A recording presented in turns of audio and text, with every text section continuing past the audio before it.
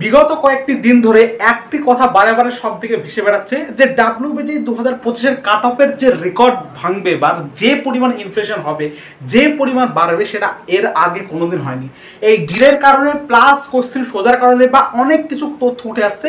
তো আমি একদম ডিটেলসে তোমাদের প্রথম থেকে শেষ পর্যন্ত দেখো, ভালো করে জেনে যাবে যে আসলে কেসটা কি ঘটতে চলেছে, যে সত্যি কাট অফটা খুবই বাড়বে না কিরকম থাকবে, একদম ঠিকঠাকভাবে জানো আমি তোমাদের বলছি। এবং তার সাথে একটি ডেটা আমাদের কাছে বেশি উপস্থিত হচ্ছে এবং এই নিয়ে অনেকে ইউটিউবাররা ভিডিও করেছে এবং তারা ঠিকঠাকও বলেছে এবং সে সম্পর্কে ভালো করে দেখো। একটা ডেটা বারে বারে ভেসে বেড়াচ্ছে, তার কারণ দেখো কি ডেটাটা। অনেকে বলছে, সবাই বলছে, বেশিরভাগ ম্যাক্সিমাম বলছে 150 থেকে 160 মার্কস পেয়েছে 56 জন। একবার কল্পনা করো, 150 থেকে 160 নাম্বার, এই যে নাম্বারটা, এটা মোটামুটি পেতে পারে, মোটামুটি এর আগের বছর থেকে মোটামুটি 10 থেকে 12 জন পেত বা তারও কম পেত, সেটা বলছে এবার 56 জন পেতে পারে। 130 থেকে 150, 182 জন পেতে পারে। আরে ভাই, 110-এর উপরে 182 জন এত কেউ পায় না কোনো বাড়ি। 110-এর উপরে 100 বেশি, মানে 100 জনের বেশি কে, তারও কম পায় অনেকে। এবং আমরা যতক্ষণ ভিডিও করি, এর আগের বছরে তো ভিডিও হয়েছিল আমাদের কাউন্সিলিংয়ে, তো সেখানে আমরা দেখতে পেতাম না যে বেশি 100-র উপরে বলছে, 110, মানে 132 উপরে, 150-র উপরে বলছে, এমন কেউ থাকতো না। ঠিক আছে, হঠাৎ করে রেজাল্ট যখন আসতো তখনই শুধুমাত্র জানতে পারতাম যে 160 যে পেয়েছে সে হাইট হচ্ছে এমন। কিন্তু এবার যে ডেটাটা আমরা বেশিরভাগ হাওয়াতে পাচ্ছি যে 150 থেকে 160 পাচ্ছে 56 জন পাচ্ছি, 130 থেকে 150 মার্কস পাচ্ছে 82 জন। যদি এমনটা হয় তাহলে নিটের 2024-এ যেরকমটা দেখা গিয়েছিল, যে ইনফ্লেশনটা 700 কোটিতে 700 ফার্স্টে হয়তো 70-80 জন এরকম হয়েছিল, এমন একটা কেস চলবে। এবং যদি এই ডেটাটা থাকে তাহলে একটা বিরাট ইনফ্লেশন হবে, মানে বিরাট ইনফ্লেশন, মানে বিরাট হিউজ কাটা যাবে। এমনটা সম্ভাবনা ভালো শোনো, ভালো বুঝতে পারবে। অনেকে বলছে 160 থেকে 195 মার্কস পাবে 51 জন, তাই 91 জন বলছে। তো এই রিপোর্টগুলো কোথায় থেকে আসছে বা কার কাছ থেকে আসছে ঠিকঠাকভাবে জানা নেই। তবে দেখো, এটা হচ্ছে ডাব্লিউবিজির আবহাওয়া এবং এই আবহাওয়াতে এখন রেজাল্ট বেরায়নি, তো অনেকের মাথায় একটু ডিপ্রেশন আছে, চিন্তা আছে, অভিভাবক প্রত্যেকের মাথায় চিন্তা আছে। তো এই মুহূর্তে যা বের করা হয় তা ভাইরাল হয়ে যায়, তো অনেকে সেটা চেষ্টা করছে। তো দেখো, সেটার দিকে পা দিও না, তার কারণে এটা হচ্ছে সম্পূর্ণ ফেক ডেটা। এরকম আসার কোনো মানে এরকম আসবে না। তুমি মনে করো 182 জন 130 থেকে 150 জনের মধ্যে যদি পায়, তাহলে যে রেকর্ড হতে পারে সেটা রেকর্ডও হবে না, বিশ্ব রেকর্ড হয়ে যেতে পারে। ঠিক আছে, তার কারণ 130-এর বা 120-র উপরে এই 182 জন থাকেই না, খুবই কম থাকে। ঠিক আছে, তাদের মধ্যে কম্পিটিশনও হয় না। ঠিক আছে, তো এবার মেন কথাটা, মেন যে মধ্যে কথা, এটা শোনো। এই যে ডেটাগুলো, এগুলো ডাব্লিউবিজির আবহাওয়াটাকে গরম করার জন্য, ভিউজ কামানোর জন্য, আর কিছু না। এটা সম্পূর্ণভাবে ফেক ডেটা, তোমরা এর থেকে বিরত থাকো, প্রথম কথা। দ্বিতীয়ত একটা কথা আমি তোমাদের বলি যে এটা একটু বাস্তব, তার কারণ এবার আমি 2024-এ কাউন্সিলিং করেছি, অনেক ভিডিও করেছি, কিন্তু আমি এবার লক্ষ্য করছি সবচেয়ে বেশি কমেন্ট, হিউজ পরিমাণ কমেন্ট পাচ্ছি যারা 102-এর উপরে বা 100-র উপরে পেয়েছে, কিন্তু অনেক কমেন্ট পেয়েছি। এটা কিন্তু বাস্তব, এটা সত্য। কিন্তু তাই বলি এটা কখনো সত্য হতে পারে না। এটা সত্য হবে যে 100, দেখবা তোমরা অনেকে দেখবা যে 110-এর অনেকে উপরে পেয়েছে, অর্থাৎ যে রেঞ্জে যারা ফার্স্ট যে র্যাঙ্ক 1 হয়, যত মার্কসে করে তার থেকে আবার দেখবা অনেকটা বেশি র্যাঙ্কে কিন্তু সে করবে। মানে যাদবপুর পাওয়া, অনেকে বলছে যে যাদবপুর পাওয়া একটু কঠিন হবে বা অন্যান্য ভালো ভালো কলেজগুলো পাওয়া একটু কঠিন হবে। একটু ফার্স্ট রাউন্ডে তোমাদের কাউন্সিলিং কাট হবে একটু হাই যেতে পারে, তাও চান্স আছে। আবার ওই দিক দিয়ে শোনো, এখন যারা অ্যাকচুয়ালি ভালো পেয়েছে ডাব্লিউবিজি, তারা এনআইটি বা আইআইটি এগুলোর দিকে চলে গিয়েছে অনেকে। যারা ডাব্লিউবিজি ভালো র্যাঙ্ক করে, যেই মেন্সে এনআইটি নেওয়ার চেষ্টা করে বা এনআইটি তো ভালো করে, মানে যেই মেন্সে ভালো করে অ্যাকচুয়ালি অ্যাডভান্সও তারা ভালো করতে পারে। ম্যাক্সিমাম যারা ওরকম 1-150 উপরে করে, তারা 3টেতে ভালো করে। এবার ডাব্লিউবিজির এত দেরি হওয়ার জন্য তারা অনেকেই কিন্তু এনআইটি ভর্তি করে নিয়েছে। আর তার মানে এই না তারা ডাব্লিউবিজি যাদবপুর পাওয়ার অপেক্ষা করবে না, অনেকে এনআইটি পাওয়া সত্ত্বেও শুধুমাত্র ভর্তি হয়ে আছে। যাদবপুরে আসলে কাউন্সিলিং জানে যে আমি যাদবপুর পেতে পারি, তারা কিন্তু ভর্তি হবে। তাহলে এই দুই দিক দিয়ে যদি আমি কল্পনা করি, এবং যারা মোটামুটি, এবং সত্যি এটা শোনো, ম্যাক্সিমাম আমি কমেন্ট পেয়েছি যারা 80-র উপরে পেয়েছে। তোমরা একবার এই ভিডিওতে প্রত্যেকে আর একবার তোমরা কে কত মার্কস এক্সপেক্টেড করছো সেটা একবার লিখবে, তাহলে আমি আরো স্পষ্টভাবে জানতে পারবো যে কাট অফের রেঞ্জটা কিরকম হতে পারে।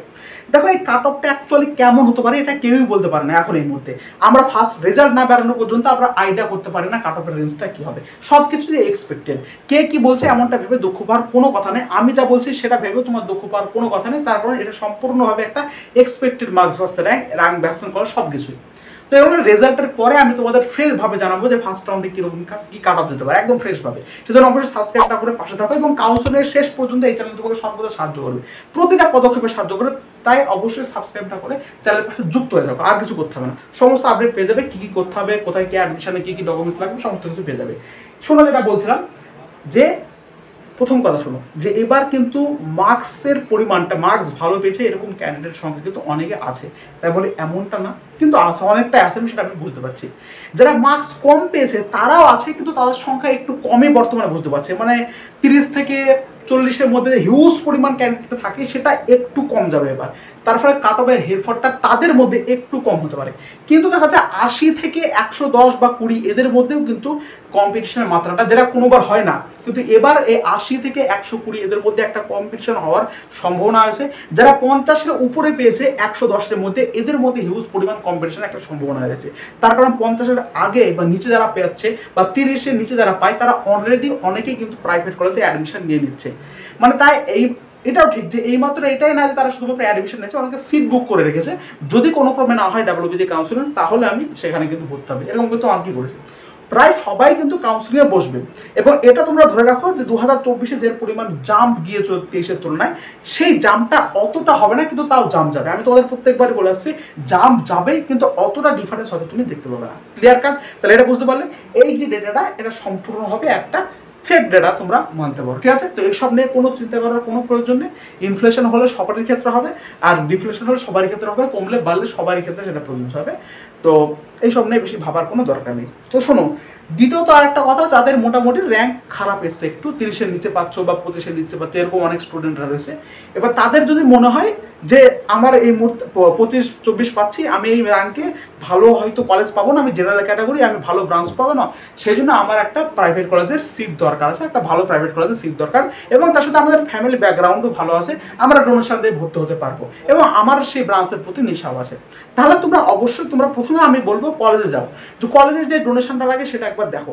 যদি কলেজে ডোনেশন থেকে তারপরে ম্যানেজমেন্ট কোটা, এদের সাথে তোমরা একটু কন্ট্যাক্ট করতে পারো, এতে খারাপ কিছু নয়। অনেক বলবে যে দাদা আবার ম্যানেজমেন্ট কোটা এসব কথা বলছো তুমি, এতে খারাপ কি? তুমি একবার বলো, কারণ যদি সামর্থ্য থাকে একমাত্র, এবার সে যদি দেখা যাচ্ছে ভালো কলেজ পাচ্ছে, তাহলে ভালো কলেজ পাওয়ার যে প্রবণতা, সে যদি 1-2 লাখ টাকা কম করে সে যদি ভালো কলেজ পেতে পারে, তাহলে তার এটা ক্ষতি কি? ক্ষতি তো কোনো কিছু নেই।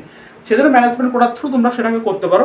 এবার তোমরা ভাবো না, এবং আমাকে যদি কনেক্ট করো, আমি যদি তোমাদের একটা নাম্বার দিতে পারি, এই নিচের নাম্বারে একবার আমাকে মেসেজ করবে, আমি তোমাদের জাস্ট এই কন্ট্যাক্ট নাম্বার দিতে পারবো, একদম অথেন্টিক ঠিকঠাক তোমাদের প্রোভাইড করবে। কোনো এখানে ফেক বা কোনো স্ক্যাম হওয়ার কোনো সম্ভাবনা কিন্তু নেই। একদম ঠিকঠাকভাবে কলেজে গিয়ে সেই ম্যানেজমেন্ট কোটার ধরুন তোমার কিন্তু অ্যাডমিশনটা হবে, এবং সেক্ষেত্রে প্রত্যেকটা কলেজের ক্ষেত্রে যেটা 5 লাখ, 4 লাখ, 6 লাখ, 10 লাখ এরকম ডোনেশন হয়, সেটা কমে 2-3 লাখের মধ্যে, 2-3 লাখ বলছি, মানে 2-3 লাখ করে কিন্তু কমাতে পারবে। এইটুকু আশা রাখতে পারো যে কলেজ যে ডোনেশনটা নেয় তার থেকে ম্যানেজমেন্ট কোটা, এই ম্যানেজমেন্ট কোটা তোমাদের 2-3 লাখ এরকম কমাতে পারবে। তো সেই হিসেবে এই নাম্বারটা তোমরা একবার মেসেজ করতে পারো, একদম অথেন্টিক ঠিকঠাক। দেখো, আমি ফিজিক্যালি প্রেজেন্ট থাকবো না, আমি কোনো কিছুর মধ্যে জুড়ে থাকবো না, এবং অনেকে ভাববে যে দাদা তুমি হয়তো হাত করছো, প্রফিট নেওয়ার চেষ্টা করছো, এমনটা কিন্তু না। একদম ঠিকঠাকভাবে ম্যানেজমেন্ট কোটা হলে অনেকে স্ক্যামার থাকে, আমি বলছি একদম ঠিকঠাক যারা ম্যানেজমেন্ট কোটা তাদের সাথে তোমরা কাউন্সিলিং করো, তাহলে বেশি সুবিধা হবে তোমাদের, এবং সেখান থেকে ঠিকঠাক তোমরা পাবে, মানে একটা গাইডেন্স পাবে ঠিকঠাক। তো সেই জন্য আমি তোমাদের সেই নাম্বারটাই দিব, ওখানে আমার কাজ সমাপ্ত, এর বাইরে তো আমার কোনো কাজ নেই। অনেকে ভাববে যে প্রফিট পাচ্ছে, এমনটা কিন্তু না, ভুল ভাবছো, ঠিক আছে? দেখো, এটা গেল। আর একটা কথা বলি যে তোমরা যদি মনে হয় আমাদের অলরেডি পেড কাউন্সিলিং গ্রুপ চলছে, অনেকে যুক্ত হয়েছে, যদি মনে হয় যে আমি যুক্ত হতে চাই বা যুক্ত হবো, তাহলে অবশ্যই যুক্ত হতে পারো। নিচে যাওয়ার নাম্বারটা আমাকে একবার মেসেজ করবে, আমি তোমাদের যুক্ত করে নেবো। তো যাই হোক, এই যে ব্যাপারটা এটা বোঝানোর চেষ্টা করলাম, বেশি ভয় পাওয়ার কোনো প্রয়োজন নেই। কাট অফের খুব বেশি হাই হবে না, জাম্প হবে কিন্তু অতটা না।